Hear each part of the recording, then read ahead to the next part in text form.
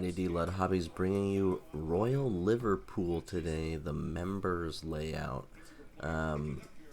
Don't get tucked in too tight for an amazing round, but make sure you hit subscribe because we do have some low scores coming up. This course, however, kind of gets to me. Start off the day. If you follow the channel, you know I've been working on driver spin since the introduction of the GARMIN RCT balls. I'm assuming the spin numbers are accurate, and I'm trying to adjust my driver swing to get that spin number. An amazing 190-yard shot to open the day, though, after a decent little punch fairway finder drive. So -1 with a 190-yard shot is exactly what you want to do.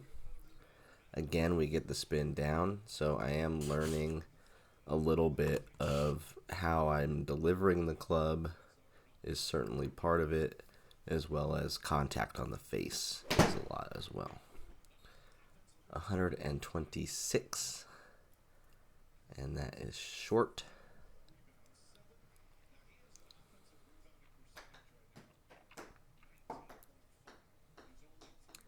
And then short again.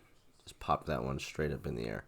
So that's kind of my theme of this round, is certainly getting the auto cuts kind of screwing me over, and then really just not executing on simpler chip shots and approach shots that I need to. So it happens, but as you see there, that's 3 straight drives of under 3,000 spin.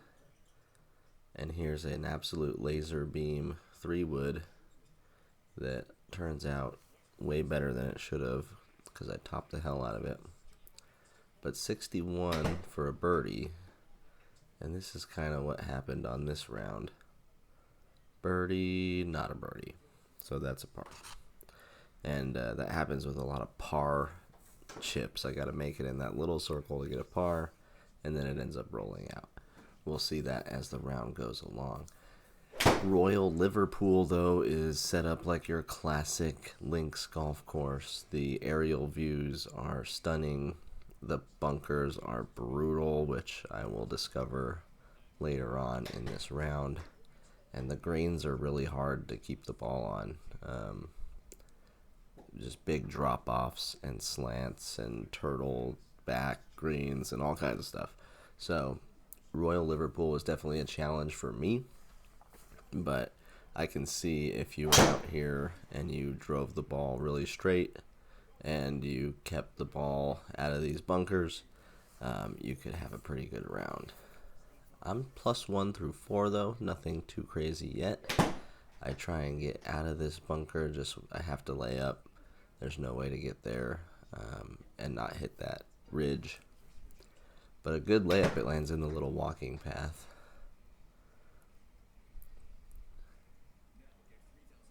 And then a really slow trickle down here, but a bogey because that approach was too much.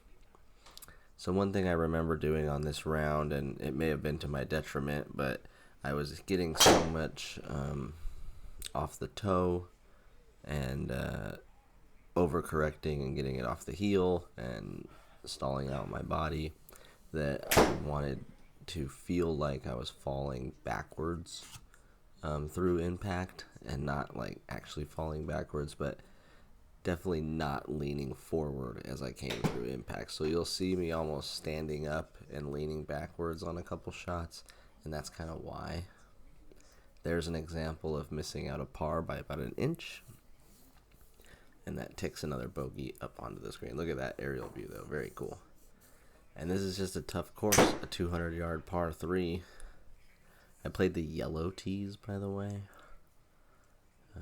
Very different than like red, green, blue, white, or red, yellow, blue, white.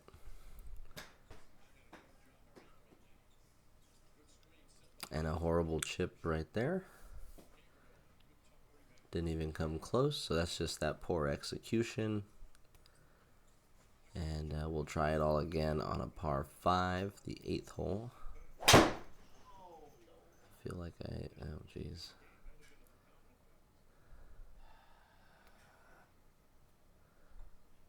Hit down on that way too much.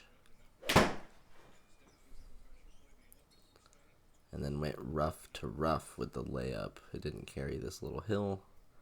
So we have 160 remaining now. And I didn't hit that very good either.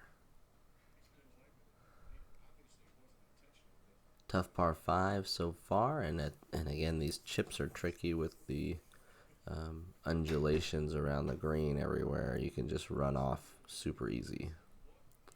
That time, however, chipped it in for a birdie.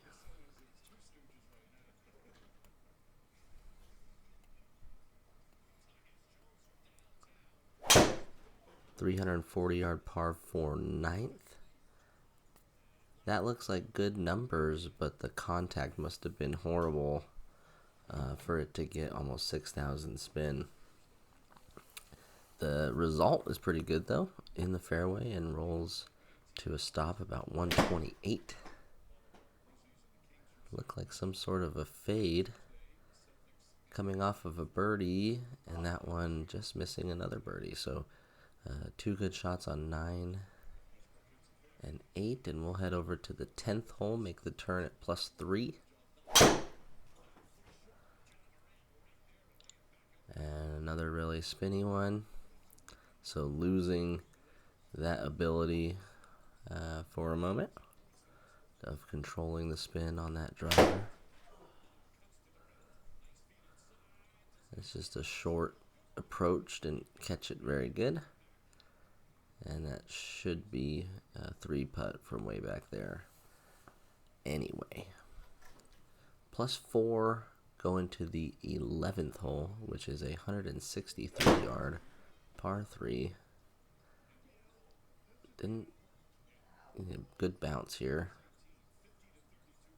Oh, it is a good bounce, but just for a par, you lay that a little closer and it might actually roll to that pin location. I believe these are Saturday pin locations too, by the way.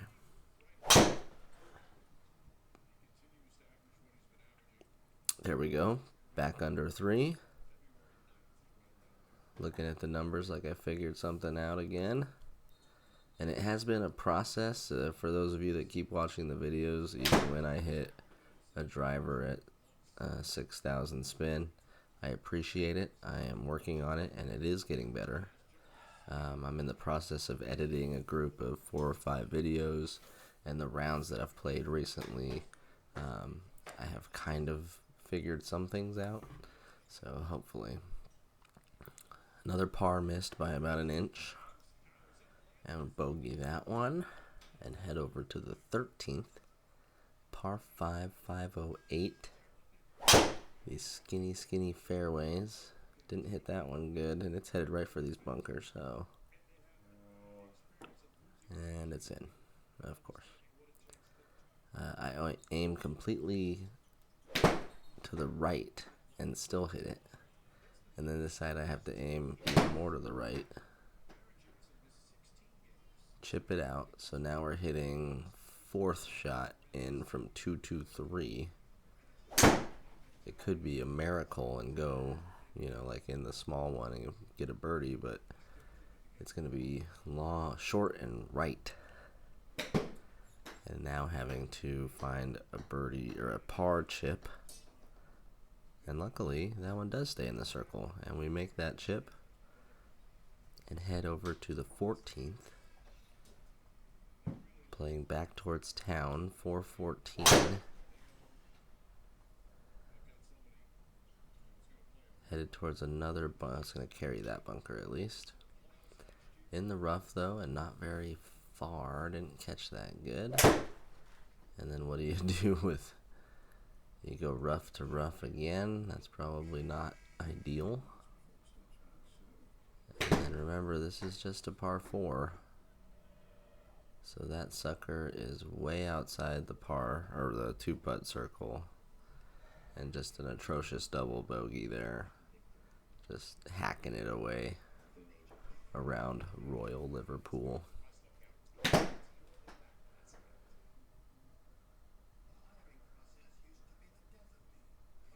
good line right there. Just stays short and will be a par. An uneventful par finally. And then we head over to the 16th hole. And they have marked all of that as out of bounds.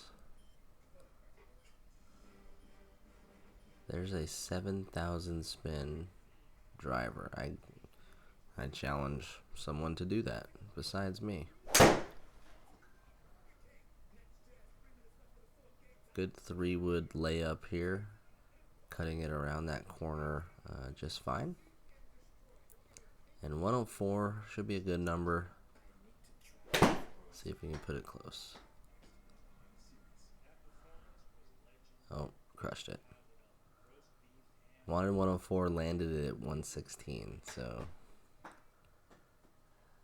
caught that club way too nice. And then again, missing the par by an inch.